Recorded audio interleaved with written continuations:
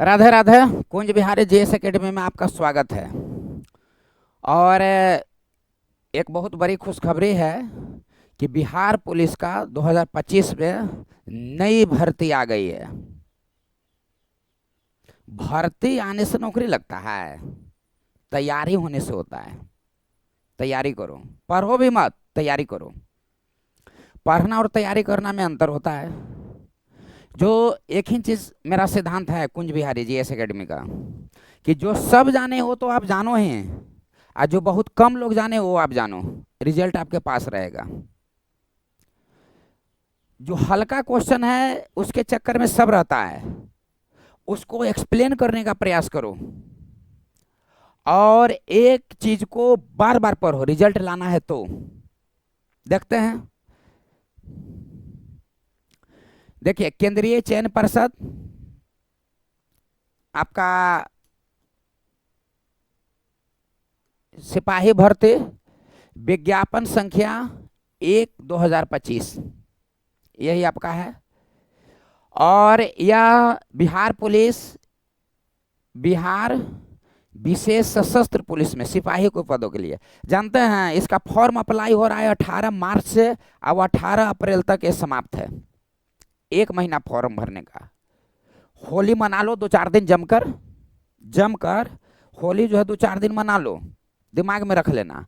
और 2-4 दिन होली के बाद दिखाई पड़ रहा है, 2-4 दिन होली के बाद इस फॉर्म को अप्लाई कर देना। क्या है समझ में? और इसके बाद जो है तैयारी में जुट जाओ। जितना भी पेपर, सब पेपर से लगभग एग्जाम में प्रश्न पूछ देता है। और मान लिया कि साइंस है या आर्ट्स है, तो साइंस और आर्ट्स में तो चैप्टर बाय चैप्टर तो पढ़ना ही है। मान लिया कि किसी विषय में 20 गो चैप्टर है, तो वह 20 चैप्टर में से 10 चैप्टर पर ज्यादा बल देना है, एकदम घोर के पी जाना है। पढ़ने का कोई अंत सीमा थोड़ी है। क्या पढ़ना है ये महत्वपूर्ण बात है, क्या नहीं पढ़ना है, क्या छोड़ना है उससे भी अधिक महत्वपूर्ण बात है। आई बात समझ में? हमने बीपीएससी का और दरोगा का हम रिजल्ट निकाल चुके हैं, इसी सिद्धांत पर निकाल चुके हैं। समझ रहे हैं ना? एक आईएएस भी बन जाता है, कोई भी बन जाता है, तो उसका सब चीज तैयारी कंप्लीट नहीं हो पाता है। और जो बार बार फेल करता है उसको तैयारी कंप्लीट हो जाता है। समझ रहे हैं बात को? वैसे बार बार फेल कर गए हैं, सक्सेस तो नहीं हुए हैं लेकिन अनुभव हो गया है। तो 19,838 सीट पर है बहाली। लगभग आप मानिए लगभग 20,000 सीट का ये बहाली है, 18 मार्च से 18 अप्रैल तक। अब जो है यहाँ पर देखिए, सब कैटेगरी वाइज जो है दिया हुआ है कि पिछड़ा वर्ग में कितना, महिलाओं के लिए कितना, ये सब जो है यहाँ पर दिया हुआ है। कितना सीट किस में से। यूआर जनरल में जो है 7935 सीट है, महिला के लिए 2777 सीट है। और ईडब्ल्यूएस में 1983 सीट है, महिलाओं के लिए 694 जो है सीट है। और एससी में 3174 है, महिलाओं के लिए 1111 है। ईबीसी के लिए 3571 है, महिलाओं के लिए 1250 है। पिछड़ा वर्ग बीसी के लिए जो है 2381 है, महिलाओं के लिए 815 है। तो पिछड़ा वर्ग में ट्रांसजेंडर को भी शामिल कर दिया है और 53 सीट को। और पिछड़े वर्गों की महिलाओं के लिए जो है 595 है। अब यहाँ पर इसके लिए 20 CW है। अब यहाँ पर देखिए टोटल हो गया सीट आपका 19,838, जिसमें महिलाओं के लिए 36 आरक्षण दिया गया है, 6717 सीट। आ रहा है बात समझ में? स्वतंत्रता सेनानी के लिए 397 सीट, टोटल जो है सीट हो गया 397। मूल इसमें बात यही है कि लगभग जो पिछले बार जितनी बहाली थी उतना ही बहाली लगभग इस बार भी है। और इस बार 18 मार्च से फॉर्म अप्लाई होगा, 18 अप्रैल तक जो है जाएगा। अब यहाँ पर देखते हैं कई लोगों को उम्र में जो है प्रॉब्लम होती है, तो 18 से 25 वर्ष इसका तो उम्र है ही है। बीसी में जो है 2 बरस जो है इसका जो है आपको छूट जो है मिला है, तो 18 से 27 हो गया है ना। अब यहाँ जो है देखिए नेक्स्ट नंबर देखिए, यह 165 हाइट है। जो पहले का जो इसकी मापदंड जो थे वही सब मापदंड है लगभग। 165 है, 81 86 है, अत्यंत पिछड़ा वर्ग के पुरुष के लिए ईबीसी के लिए ईबीसी बोलते हैं, और यूआर और बीसी के लिए 165 है, और ईबीसी के लिए 160 है, एससी एसटी के लिए भी 160 है। और जितना भी सभी वर्ग के महिला हैं, सबसे पहले ये दिमाग में रहता है कि महिलाओं के लिए कितना है, तो 155 सेंटीमीटर है। आ रहा है बात समझ में? और ट्रांसजेंडर जो अभ्यर्थी होंगे वह शारीरिक मापदंड महिलाओं अभ्यर्थियों के समान होंगे, यानी कि ट्रांसजेंडर का जो होगा प्रोसेस, वो जो महिला का जो प्रोसेस होता है महिला अभ्यर्थी का, वही प्रोसेस जो है ट्रांसजेंडर में होगा। अब यहाँ पर है कि यह अभ्यर्थियों की उम्र की गणना मैट्रिक अथवा समकक्ष परीक्षा के प्रमाण पत्र में अंकित जन्म तिथि के आधार पर की जाएगी। कट ऑफ तिथि के अनुसार अभ्यर्थियों की उम्र सीमा आरक्षण कोटिवार निम्न दिया गया है, 18 से 35 और 2 बरस जो है, देखिए 2 बरस ईबीसी और पिछड़ा वर्ग पुरुष के लिए 2 बरस, और पिछड़ा वर्ग अत्यंत पिछड़ा वर्ग महिलाओं के लिए 3 बरस 28 बरस, यानी कि 18 से 25 जनरल एज है, समझ रहे हैं, और 2 बरस ईबीसी और बीसी के लिए छूट दिया गया है पुरुष में, अब महिलाओं के लिए 3 बरस का छूट दिया गया महिलाओं के लिए। अब नेक्स्ट नंबर देखते हैं। सब वही प्रोसेस है आपका, कुछ विशेष जो है प्रोसेस इसमें नहीं है, सब पहले ही वाला प्रोसेस है। आवेदन, इसको मूल रूप से यहाँ ध्यान देंगे कि जाति के आधार पर आरक्षण का लाभ बिहार के मूल निवासी अभ्यर्थियों को ही दे होगा। आ रहा है बात समझ में? यानी कि जाति के आधार पर आरक्षण का लाभ, यही आपका टीचर में भी होना चाहिए, बीपीएससी टीचर में भी यही व्यवस्था होना चाहिए, डोमिसाइल का भी व्यवस्था होनी चाहिए। और आवेदन में दिया गया स्थायी पता ही आरक्षण के प्रायोजन के लिए अनुमान हो गए, यानी कि जो आवेदन में जो एड्रेस आप दिए हैं वही एड्रेस के अनुसार आरक्षण का आपके प्रति लागू किया जाएगा, मान्य किया जाएगा। अब इसको नेक्स्ट सब जो है वही सब चीज़ है लगभग। और यहाँ पर देखिए, यहाँ पर एक मूल बात है कि पिछड़ा वर्ग एवं अत्यंत पिछड़ा वर्ग आरक्षण कोटि के अभ्यर्थियों को जाति प्रमाण पत्र एवं अस्थायी प्रमाण पत्र के साथ क्रीमी लेयर रहित प्रमाण पत्र प्रस्तुत करना होगा। उनके अस्थायी अधिवास अंचल के राज्य सरकार द्वारा अधिसूचित अंचला पदाधिकारी राजस्व पदाधिकारी द्वारा निर्गत क्रीमी लेयर रहित प्रमाण पत्र एवं अपने अस्थायी अधिवास अंचल के राज्य सरकार द्वारा अधिसूचित अंचला अधिकारी द्वारा निर्गत अस्थायी निवास प्रमाण पत्र मान्य होगा। यानी कि कहने का मतलब यह हो गया कि क्रीमी लेयर रहित जो है अंचला अधिकारी जो बनाते हैं वह जो है मान्य होगा। वर्ष विगत 1 वर्ष से पूर्व का निर्गत क्रीमी लेयर रहित प्रमाण पत्र होने पर समान प्रशासन विभाग बिहार सरकार के द्वारा 5/12/2017 के अनुसार विहित प्रपत्र में घोषणा पत्र भी संलग्न करना अनिवार्य होगा। यानी कि 1 वर्ष से यदि पूर्व रहेगा, 1 वर्ष से यदि पूर्व आपका रहा क्रीमी लेयर रहित प्रमाण पत्र, तो वह क्या कह रहा है कि एक फॉर्म मिलता है, एक फॉर्म संलग्न करना पड़ेगा। आ रहा है बात समझ में? वह फॉर्म जो है एक संलग्न करना पड़ेगा, वही जो है फॉर्म में यानी कि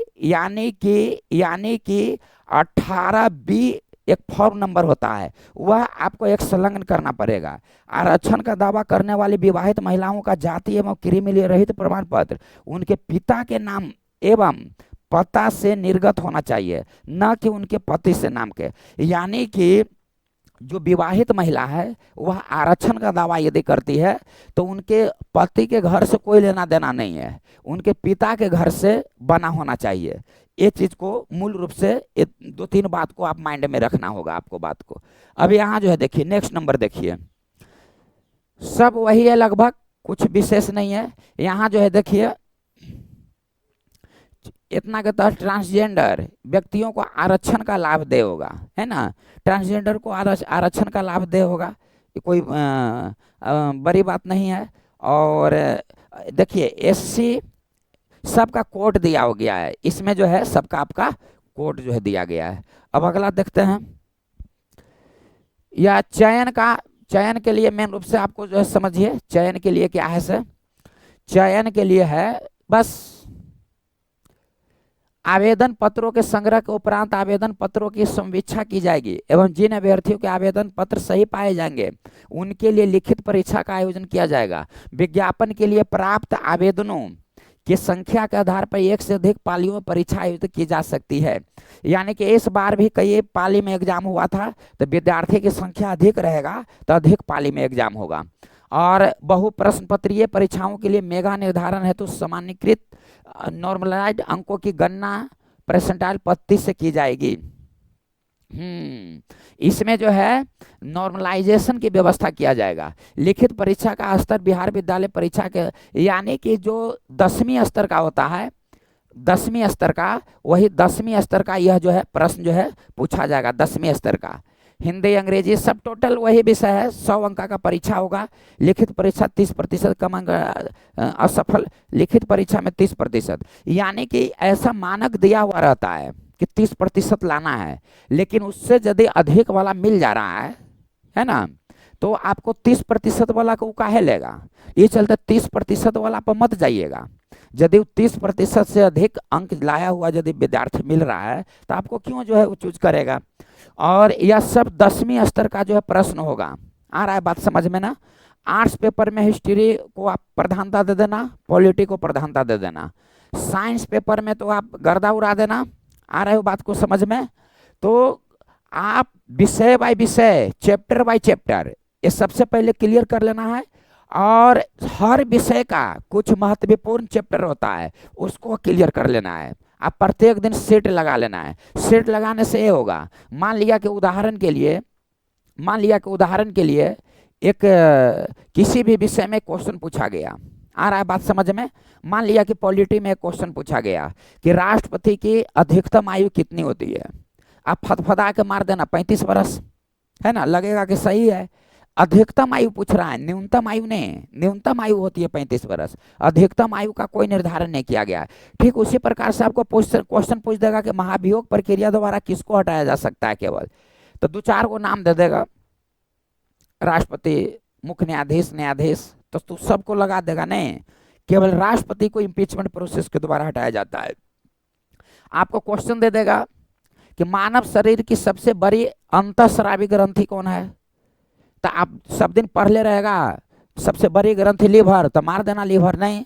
वह सबसे बड़ी ग्रंथि ओवरऑल में तो है ही है, बहिस्रावी ग्रंथि सबसे बड़ी ग्रंथि होती है लीवर, और सबसे बड़ी अंतःस्रावी ग्रंथि होती है थायराइड। तो इस तरह के क्वेश्चन को जो है आप पकड़ना। आ रहा है बात समझ में। किसी भी विषय में ले लो, यदि क्वेश्चन पूछ देगा कि धातु की प्रकृति क्या होती है, तो अब दिमाग में आ रहा हो कि हाँ दुए को होता है, क्षारीय की अम्लीय, फंस गया। अ से अधातु, अ से अम्लीय, धातु की प्रकृति क्षारीय, अब अ से अधातु तो अ से अम्लीय। धातु आवर्त सारणी में किस तरफ होती है, तो धातु अधातु, बाएं दाएं। तो इस तरह के टेक्निकल के साथ पढ़ोगे। देखो पढ़ना बड़ी बात नहीं है, क्वेश्चन देखने के साथ सटीक आंसर लगा देना बड़ी बात है। उसके लिए क्या करना पड़ेगा, एक एक वर्ड बाय वर्ड क्लियर करके पढ़ना पड़ेगा। क्या है समझ में, क्लियर बाय क्लियर करके स्पष्टीकरण के साथ तैयारी करना पड़ेगा। एक ही चीज को बार बार पढ़ना पड़ेगा। आ रहा है समझ में ना। एक टाइम में, जैसे में हम अभी टाइम चलाते हैं, जैसे में 7 बजे से 8 बजे पूरा रिवीजन का समय है, समझ गए ना। जो पढ़ा दिए हैं, पर हल्के चीज हम बार बार बताते हैं, एक टाइम हम रिवीजन के समय रख दिए हैं। अब यहाँ जो है देखिए, शारीरिक दक्षता परीक्षा है। शारीरिक दक्षता परीक्षा यानी कि कुल मिलाकर निष्कर्ष यही है, जो पहले की जो सारे व्यवस्थाएं थी वही व्यवस्थाएं इसमें भी है। यानी कि शारीरिक दक्षता परीक्षा कुल 100 अंकों का होगा। दौड़ होगा 50 अंक का, 5 मिनट से कम में 50 अंक। महिलाओं के लिए 4 मिनट से कम में जो है 50 अंक का व्यवस्था होगा। और गोला फेंक के लिए है, हाई जंप के लिए है, ये सब के लिए जो है सब जो है व्यवस्था जो है किया गया है। हाई जंप के लिए 25 नंबर है, और गोला फेंक में 16 फीट से 17 फीट तक 9 नंबर जो है दिया गया है। इसी तरह से 100 नंबर का इसका जो है प्रावधान जो है लाया गया है। तो इसका तो मेरिट बनता है, शारीरिक मापदंड पर ही, फिजिकल पर ही मेरिट बनता है। तो आगे आप तैयारी करो, पढ़ाई का, रिटर्न का तैयारी करो। एक बाद फील्ड में डेरा जमा देना, रिजल्ट आ जाएगा। आ रहा है समझ में। चलिए अब यहाँ पर देखिए, नेक्स्ट नंबर देखिए, वही है सब हाई जंप का सारी व्यवस्था जो दिया गया है। तीसरा चरण, पहला चरण रिटर्न हो गया, दूसरा फिजिकल हो गया, तीसरा चरण में डॉक्यूमेंट वेरिफिकेशन होगा। डॉक्यूमेंट्स वेरिफिकेशन, दस्ता सत्यापन के लिए अभ्यर्थी को निम्न यहाँ पर दस्ता क्या क्या है, तो वैध युक्त फोटो, पहचान पत्र जैसे आधार कार्ड, ड्राइविंग लाइसेंस, मतदाता वोटर आईडी कार्ड, ये सब देना है। जन्म तिथि प्रमाण पत्र के लिए क्या देना पड़ेगा, मैट्रिक या समकक्ष या अंक प्रमाण पत्र। मैट्रिक का जो प्रमाण पत्र होता है या जो मार्कशीट होता है उसमें जन्म तिथि रहता है, वो जो है देना है। इंटरमीडिएट का प्रमाण पत्र जो है देना पड़ेगा, इंटरमीडिएट का अंक पत्र देना पड़ेगा, मार्कशीट देना पड़ेगा। अब पिछड़ा वर्ग, अत्यंत एससी जाति, एससी और एसटी के लिए अस्थायी आवास प्रमाण पत्र, सक्षम प्राधिकार द्वारा निर्गत जाति प्रमाण पत्र। अब पिछड़ा वर्ग के लिए सक्षम प्राधिकार द्वारा निर्गत जाति प्रमाण पत्र, अस्थायी प्रमाण पत्र। ये जांच आपको करवाना है डॉक्यूमेंट्स वेरिफिकेशन में। मैट्रिक का सर्टिफिकेट, मैट्रिक का मार्कशीट, इंटर का सर्टिफिकेट, इंटर का मार्कशीट और अस्थायी प्रमाण पत्र। एससी एसटी जाति के लिए जो सक्षम प्राधिकारी द्वारा बनता है, बीसी और ईबीसी के लिए जो सक्षम प्राधिकारी के द्वारा बनता है उसके लिए। अब आगे देखते हैं, सब स्वतंत्रता सेनानी के लिए, सबके लिए है ना। मेगा सूची के विषय में आप देखिए, मेगा सूची से क्या प्रश्न है कि लिखित परीक्षा मेगा सूची के आधार पर नहीं होगी। लिखित परीक्षा मेगा सूची का आधार नहीं होगी, यानी कि लिखित परीक्षा केवल शारीरिक दक्षता एवं सत्या, यानी कि जो इसमें वही बात कहा गया है जो आप जानते हैं कि मेरिट लिस्ट जो बनेगा वह रिटर्न पर नहीं बनेगा, वह जो बनेगा से फिजिकल पर बनेगा, डॉक्यूमेंट्स वेरिफिकेशन पर बनेगा। यानी कि मेगा सूची सारे 3 स्पर्धा, दौड़, ऊंची कूद, गोला फेंक में अभ्यर्थियों द्वारा प्राप्त कुल, यानी कि जो 3 गो है, दौड़ है, हाई जंप है, लॉन्ग जंप है। हाई जंप, लॉन्ग जंप, दौड़ है, हाई जंप है, गोला फेंक है, यानी कि दौड़, गोला फेंक और हाई जंप के लिए है। ये 3 जो है मापदंड के लिए दिया गया है। अब यहां पर देखिए 180 रुपया लग रहा है एससी एसटी और महिला के लिए, ट्रांसजेंडर के लिए, और शेष सभी कोटि के अभ्यर्थियों के लिए 675 रुपया लग रहा है, 675 रुपया लग रहा है। और न्यूनतम उम्र का निर्धारण किया जाएगा 1/8/2025 से। इसको माइंड में आप रखिए, 1/8/2025 तक आपको न्यूनतम आयु 18 वर्ष होनी चाहिए। न्यूनतम आयु जो होनी चाहिए 18 वर्ष होनी चाहिए, 18 वर्ष। 1/8/2025 तक 18 वर्ष होने चाहिए न्यूनतम आयु। इसके बाद 25 वर्ष, इसके बाद 2 वर्ष हो गया बीसी और ईबीसी के लिए, अब महिलाओं के लिए हो गया 3 वर्ष हो गया। अब यहाँ जो है देखिए यही दिया हुआ है, आवेदन पत्र जो है ट्रांसजेंडर के पहचान प्रमाण पत्र के लिए दिनांक इतना तक अंतिम तिथि है। हाँ वही है 18 मार्च और 18 अप्रैल, बस समझ रहे हैं। यहाँ जो है देखिए कुल मिलाकर इस निष्कर्ष यही है कि कुछ विशेष इसमें नहीं है। निष्कर्ष यही है कि आपको तैयारी में लग जाना चाहिए। आ रहा है समझ में ना। आप इतना दिनों से तैयारी कर, सबसे पहले माइंड को मेकअप करो, जैसे चेहरा मेकअप होता है ना वैसे माइंड को मेकअप करो कि हमको बिहार पुलिस में इस विषय से इतना क्वेश्चन, इस विषय से सारे हम प्रोसेस लाएंगे, सिलेबस लाएंगे, कितना विषय से कितना प्रश्न जो है पूछा जाता है, पिछले बार कितना पूछा गया था, उसके पिछले कितना पूछा गया था, और किस चैप्टर से पूछा गया था, किस विषय से कितना प्रश्न, किस चैप्टर से कितना प्रश्न, अब उस चैप्टर में से भी बिहार पुलिस दरोगा में कौन कौन क्वेश्चन को बार बार रिपीट करता है। इस ढंग से आप तैयारी करो, आपका रिजल्ट जो है हो जाएगा। बस वही है, सारे प्रोसेस जो है जहाँ फॉर्म आप अप्लाई करेंगे वहाँ सारे प्रोसेस जो है आपको जो है बता दिया जाएगा, है ना। ये सारे प्रोसेस जो है वहाँ बता दिया जाएगा, है ना। यह 10 तारीख को, कल जो है आज 11 तारीख ना है जी, कल 10 तारीख को यह जो है इशू किया गया है। तो कुल मिलाकर निष्कर्ष यह है कि आपको तैयारी में लग जाना चाहिए। कुल निष्कर्ष यही है, दूसरा कोई भी निष्कर्ष नहीं है।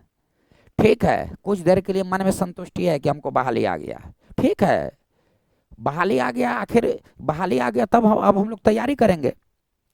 बहाली आने से तो होबे करता, न बहाली आएगा तो नौकरियां लगेगा कैसे। लेकिन उससे भी तो अधिक महत्वपूर्ण है आपकी तैयारी। पढ़ना नहीं, बार बार बोल रहे हैं, पढ़ना नहीं है, तैयारी करना है। आ रहा है ये बात समझ में? और बिहार पुलिस का एक स्पेशल बैच हम लेकर, कि सिलेबस लेकर किस विषय से कितना प्रश्न, किस चैप्टर से कौन कौन प्रश्न को बार बार दोहरा रहा है, उससे संबंधित हम लेकर आएंगे। राधे राधे। और ये मत सोचो कि आपका सीट है 20,000, 19,838, ये मत आप सोचो। ये सोचो कि हमारे कैटेगरी में कितना सीट है, उसमें आपको फाइट करना है। समझ रहे हैं? तो बहुत कम आपको सीट मिलेगा। जो ही 20,000 दिमाग में आ जाएगा ना, तो पगला जाता है स्टूडेंट कि 20,000 जो है अब सीट है, तो आपका 20,000 में तो है ना, 20,000 आपके लिए थोड़ी ना है, सबके लिए है ना, सब कैटेगरी के लिए है ना। जो ही ये समझ गया ना आप, जो ही मन नॉर्मल हो जाएगा। अब तैयारी में लोग जम के लगो तैयारी में। और इसका सिलेबस के साथ मिलते हैं, किस विषय से कितना प्रश्न पूछा गया है, कौन कौन चैप्टर से पूछा गया है, बहुत जल्दी मिलते हैं। राधे राधे। कुंज बिहारी जीएस एकेडमी में एक बार फिर से आपका स्वागत है।